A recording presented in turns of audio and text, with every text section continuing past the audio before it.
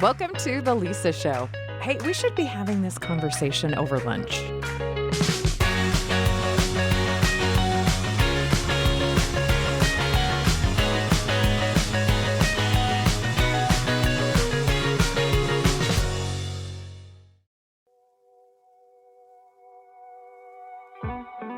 Welcome to the Council of Moms. Here today with us we have... I'm Rebecca. I'm the mother of 7, and all of my kids have special needs. I am Ashley Reeves, a mom of 4. Ganel-Lyn, Condie. We just recently had a conversation where my almost 25-year-old said, you weren't helicopter parents, you were bulldozer parents, and maybe that term was unfamiliar. And I was like, what's bulldozer? And I thought, like, wait, we bulldozed you? Yeah. And he's like, what you didn't do, you didn't helicopter, you just tried to keep pushing out of the way the thing I was about to hit. Interesting. And he said, and I get why you did Just that. got chills. Right? Yeah. Right? And I could see the wisdom of that. And I also have learned, and I can see looking back, that I bulldozed too many things out of the way. And that's always hindsight. Like I was just telling my college daughter this, who's a freshman, and she's wrestling with her own adjustments and change. I just said, when you were learning to walk, I knew you had to fall down. That was so part of the process. But there were moments when you would fall down near the coffee table that was hard, and then I didn't want you to hit your head. And so I said, as a parent, you're constantly trying to address, is this a moment where they fall and it's effective, or they fall and then we're running to the ER? And I think as parenting adult children, I'm becoming more comfortable with not bulldozing the block in the road out of their way, because I know that they learn those skills quicker if they have to face some of it.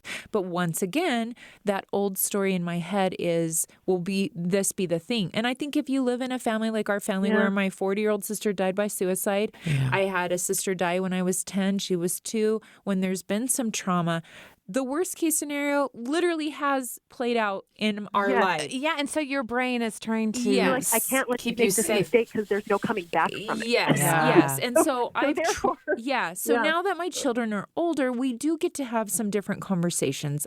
And I pray, I believe in the power of prayer as well, that then they'll know that in our family, we keep having the conversation. Yeah. We just keep trying to have the conversation. Yeah. That's good advice. Yep, that's true, because sometimes they're not ready for it now. Yeah, I think that there's so much wisdom in that, because we Thanks, put Rebecca. No one on our tells kids. me I'm wise very often, so I appreciate this. Lisa, always wise. Could we do this next week too on a Wednesday? Just schedule. We just have a weekly call. I only charge $200. Oh, good. Okay. No, You've earned it all. You've earned it all, Rebecca. No. Well, there's wisdom. It is interesting in our quest to not give our children. I see that in my own kids. In my quest to have my younger kids. Now, that my most difficult, tricky child, who's not in our home and hasn't been in our home for quite a while, I work very hard to create a different childhood for the children that are left behind, to kind of make up for some of that stuff. But I realize, even just in you saying that, how I have bulldozed things out of the way, and they don't have the stamina or the skill set to handle some of these things, because my own trauma and my own what's the word, like feeling embarrassed or wishing I could do better. Like I want to try again. But it's hard to adjust. It's the vain regrets, which we can't do anything about, because we know more this week than we knew last week. Yeah. I absolutely do not know if this is right. So you guys, especially with older children, might think this is laughable. But one thing that I have been trying to do with my kids is I do explain my mental health to them a lot. So if I have a day where I like freak out and get mad and my patience is short, I like to think that it's doing something good by being like, hey, like I apologize quick. I apologize a lot. And I'm like, I got really overwhelmed. I got really overstimulated. I shouldn't have reacted like that. And I do feel like it's kind of helped build our relationships. Like I said, my oldest is almost 15. So we've still got a ways to go, where I do notice like he can have conversations now. I feel like my older two, my 14-year-old and my 12-year-old that acts like he's 25. I trust him. Like I could drop him off, in like Connecticut and he'd find his way home fine. But my oldest, I worry a little more about anyways, but like I kind of talk to them, both on the same level, but I can have conversations with them that I don't remember my parents ever having with me. And same thing. I do think the older I get, the more compassion I have for my parents. I think I had a lot of judgments. Like, you think your parents are perfect and there's this cycle, then I kind of became a parent. I'm like, wait, this wasn't the way I wanted it to be. And then they get older enough that I'm like, oh, my kids are for sure going to talk to their therapist about this when they get older. I just plan on it. I just plan on it. At the baby shower, just start the jar. I tell my kids, when you talk to your therapist about this time in your life, will you just start it off by saying, my mom wants me to read this letter, and she wants you to know that she tried real, real hard. And we see that, right? So even with my 12-year-old, like the way he says things to me that I'm like, whoa, you are really, he says things that like hurt because I'm like, that's the worst way I want to be interpreted. Like, you're just trying to control me because you want me to be that way. And I'm actually not that way. I'm like, oh, like he says it in a way that I'm like, no, I'm just trying to understand you. Anyways, but I do think that I really like learning from them. I like talking to them. And so I have noticed the more I'm open with them about the way I feel, and more apologetic, it seems to be building a relationship, but it's not perfect. Like there's still some levels of frustration, and I'm constantly second guessing if I am letting them walk all over me. Like I don't, I want to build. One of our friends, Brooke Romney, I think you guys were both there when we heard her speak about some struggles she's had with one of her kids. And I remember she said something along the lines of like, he's never chosen exactly what I would per se, but I'm really proud of our relationship. And that stuck with me. I'm like, I want a good relationship with my kids. I don't want to be walked all over, but I don't know. I do really enjoy, as they get older, having conversations with them that aren't just like about, the Ninja Turtles. Like, but then sometimes I'm like, oh, can we just talk about Ninja Turtles again? For real, because the day they walk out, I was like, do you want to come back and play Legos? I promise I will be happy about it this time. Can we rewind? My 17, almost 18-year-old is like, can we still get Legos for Christmas? And you just know, because he's my, fourth kid. Yeah. You do want to kind of have that innocence. And I think that in regards to like mental health and how we talk about it, knowing that it's okay to talk about the happy and the sad, the Legos and the life decisions and everything in between gives them a more realistic portrayal of like adulthood. Yeah. That you don't have to give up the total, it's not, you're going through a hard time mentally, but you can also have joy during that time too. And there can be moments of silliness and happiness too, is something that I've always wanted my kids to know. And I've wanted them to see that. And, their dad did a really great job when he was going through a really hard time. And so they don't have conflicted feelings, I hope, about that. But it's something that you have to really practice. And I find myself like, oh, I've already learned this lesson for my own mental health and how to help others.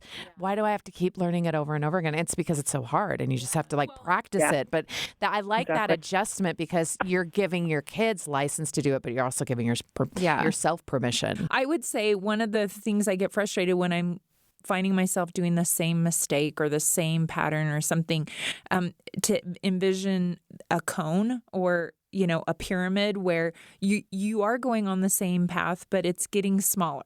It's a quicker rotation, even though it's the same channel, and it's elevating. And I would say one of the things that I knew as a perfectionist and coming from the childhood that I did was that I needed to normalize making mistakes. My firstborn probably didn't have that experience as much with me. Yeah. He deals with neurodifferences with ADHD, and so I was very much parenting around like consistency and control. My daughter, on the other hand, now that she's an adult, has reflected, Mom, you always, every day, you would say to me, what mistake did you make today? And then you would celebrate it as if it was the greatest thing I had achieved.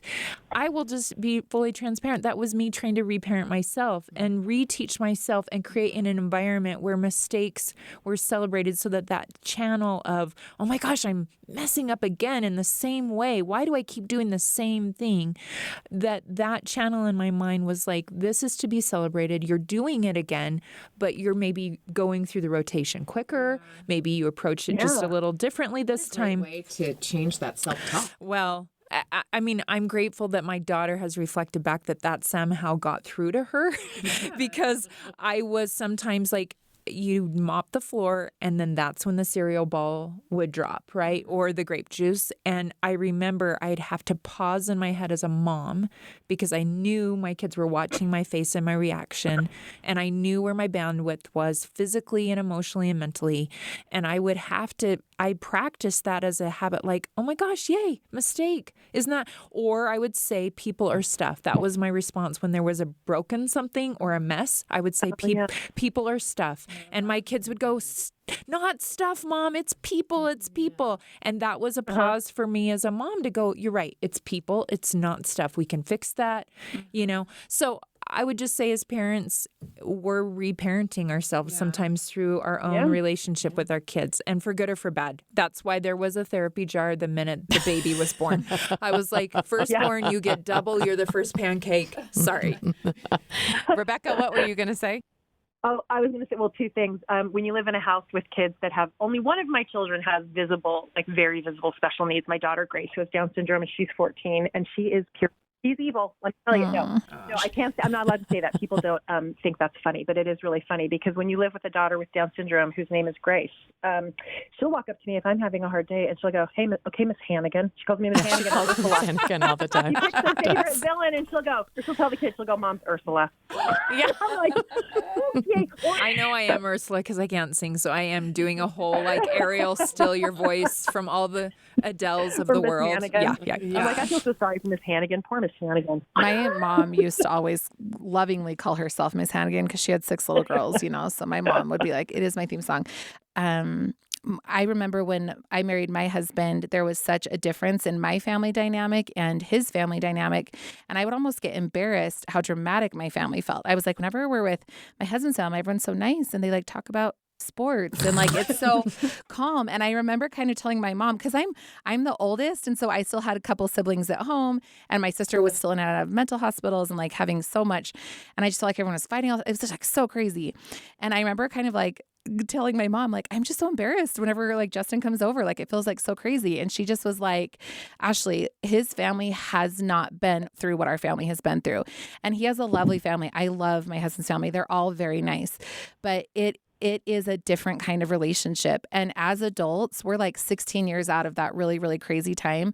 And there's 7 of us as well. And we've all had different things going on. And we are very, very, very close. And we have deep relationships that you really only get through going through these hard things as a family. And I can see it now, 15 years later. At the time, I would be frustrated. But I think I actually know my mom now is grateful for it. So I know you're in the thick of it and you don't want to hear like, oh, it's going to be good for you. But there will be a special energy that comes with your family and a mutual respect and empathy for people who struggle that your kids are learning now. And it's not fair, and I really just see it differently now where I'm like, our relationships are really, really beautiful. They're complicated and they're hard, but I prefer that over talking about BYU sports. The Lisa Show is a production of BYU Radio. It's hosted by Lisa Valentine Clark and produced by McKay Menden and Becca Hurley with help from Kaya Dibb, with music and post-production by Sam Clausen and Clark Jackman. Please send this episode to a friend or help others find the show by leaving us a rating on Apple Podcasts or Spotify.